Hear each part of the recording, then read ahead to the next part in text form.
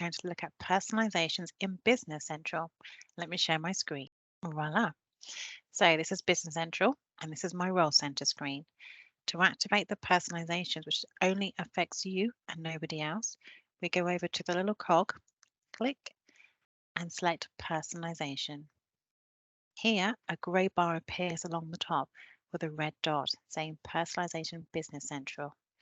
From here, you can hover over different items on the screen and you get a little red triangle. From there, you click and you can reorder items on the screen. And this is also the same for the menu. If we click, we can change the order of these by clicking and dragging. We can also change the order of items on the actual menu by clicking and dragging. And if we scroll down to the queues, we can also move these by clicking and dragging. And that then reorders them. If, however, we're not happy with the changes we've made, we can go back up to Clear Personalizations on the right-hand side, and you have the option for the navigation menu, which is this one, only actions, which are these, only fields, columns and parts, which are normally on pages, and all. We've made quite a few changes on this page, so I'm going to select all. And that reverts everything back to the default. Now, if we now navigate over to the purchase order list,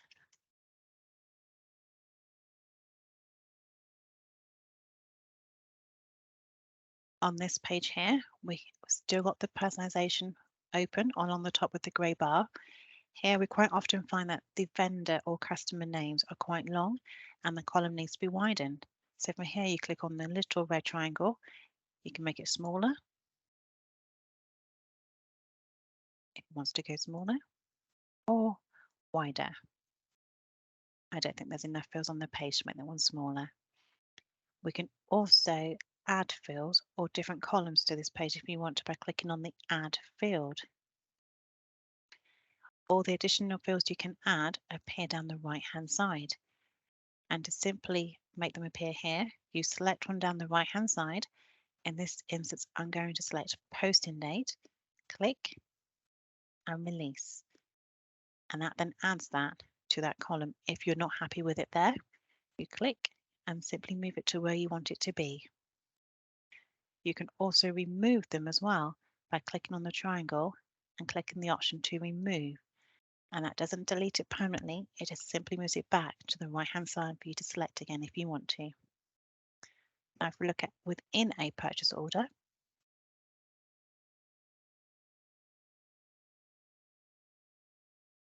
you can do the same thing here. So with the menu options as I showed you on the Role Center, you can reorganize these. You can also reorganize the items on that menu as well.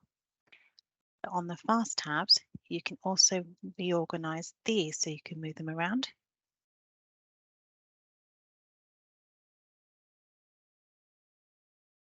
Voila. And then also on the purchase order lines, you can add fields. If I just click on one field, then all the fields available then appear on the right hand side.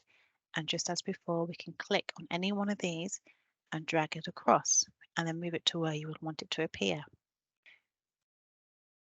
And that's also the same with the invoice detail, shipping payment plan. There is a little extra things. So here we've got show more and show less. So that's showing more and that shows less. If there are additional fields you would like to see when it's on the show less, you just click and then do show when collapsed. And then when you do the show less, it then appears on that screen. So for example, we go to the top and then do show less. So at the moment it's only showing us 8 fields. If we do show more and then select the vendor shipment number, show when collapsed, and then click show less, the vendor shipment number is now displayed. I'm not sure if that was one that was already there. Let's try with another field just to be sure. Let's do the VAT date.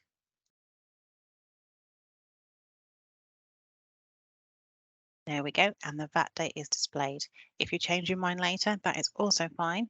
We can click show under show more, which was where it was before, and that disappears.